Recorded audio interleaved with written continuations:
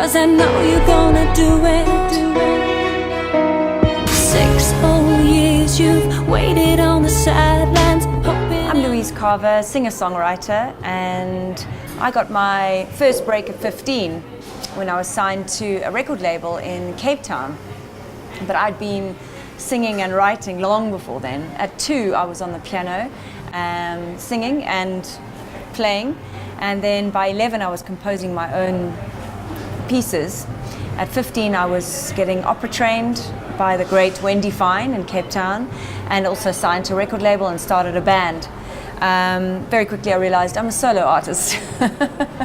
So that works definitely better for me.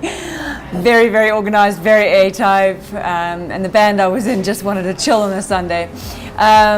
So yeah, then I released my first single called It Don't Matter at 17, and that just blew up all over the country.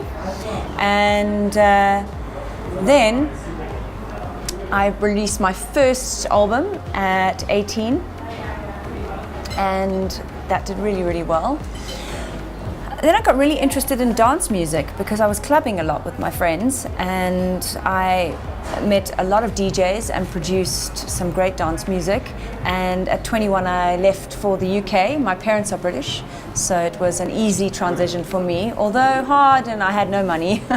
Story of my life until 25, no money. But I started working with great underground DJs. Kenny Hawkes was, before he passed away, one of the best iconic deep house DJs in the world, and he really loved my sound, and we did a track called Play the Game together when I was 22, and that just blew up all over the world and was #1 in Belgium on their national charts, not even their dance charts. So that was fantastic. And then I had it followed up with a track I did with some Slovakian DJs, can't pronounce their names, but we did I'd Say Yes together, and that also became another #1. And in Russia it's still a huge kind of steadfast club hit. So I've spent some time in Russia performing it, but it came to South Africa. So all that time I'd been working hard in England doing dance tracks. I'd Say Yes came back to South Africa. Little did I know that little song, I'd Say Yes, was doing so well in South Africa that Sony South Africa signed me the following week. And I decided that South Africa was going to be my home for the next couple of years. And I was still in Cape Town, so I moved permanently to Joburg, and that was 10 years ago. And it's been an amazing adventure. I think, as people know, Silent Scream did very well. I had Empty Fantasy, which was a #1, and then Harder Than I Thought and Impossible Love. So that was 3 fantastic hit singles. And the next album was Saved by the Moonlight, and that was with Sony, and that had Home, which was, I think, probably my biggest adult contemporary song to date. That really resonated with the country. During the summers I had met Zulu Boy, and we just clicked, and I thought he was a brilliant human, and we did this song, Warrior, which was a huge success, and released Look to the Edge, which was very much my personality, definitely at the time, which was just push the boundaries and see what happens. So yeah. I push people in music, not in social life, but so you feel like you have to be this lovely person the whole time, because that's how you've been described for so many years in the media. And it's okay to have lots of dimensions to you, and not everyone has to like you. In fact, if everybody likes you, you can lose all your character because you're just people-pleasing, which is very, very unhealthy. So how I cope now is I'm actually okay with not everyone liking me. Last year, April 2017, I wrote a story for Glamour magazine, and I think it shocked a lot of people because I spoke about a relationship I was in for 3 years with someone who had NPD, narcissistic personality disorder. And why did I suddenly reveal this personal side of me was purely because I couldn't believe that narcissism and in its extreme form, narcissistic personality disorder existed and was so common, and yet no one was speaking about this type of abuse. The manipulation, the emotional, the verbal, and sometimes physical. But people in South Africa were only talking about the physical abuse because we've got such a high rate of it in this country. This wasn't my first abusive relationship, but it was definitely my worst one.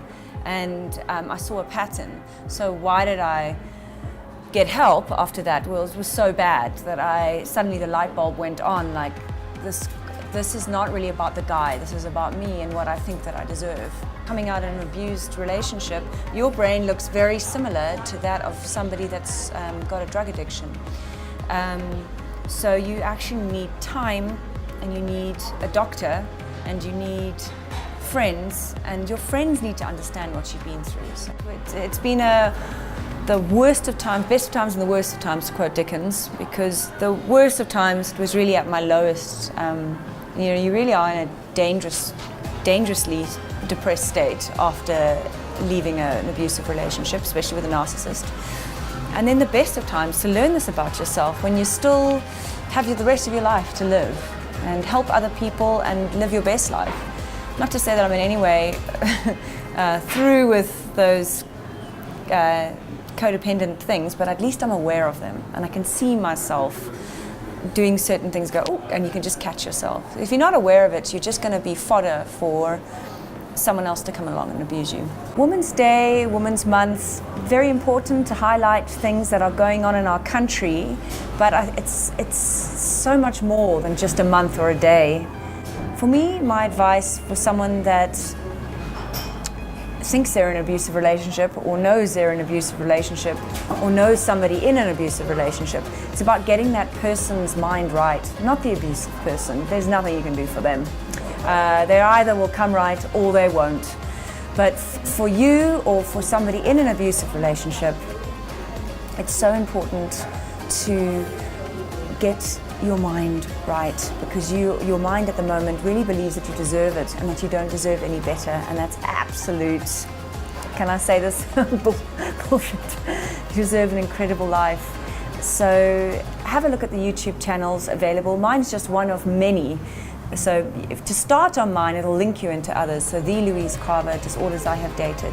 But there's some fantastic, if you can't afford a therapist or you don't have time, which you should make the time for, or you don't know, or you're in an isolated area, YouTube is your friend, and you can figure out a lot of things by watching fantastic therapists on YouTube. And it starts with you. If you want to change your life, you can't worry about someone else. You have to change yourself. And that's hopefully a journey that I have definitely taken. Hopefully you'll take it as well if you're in that situation.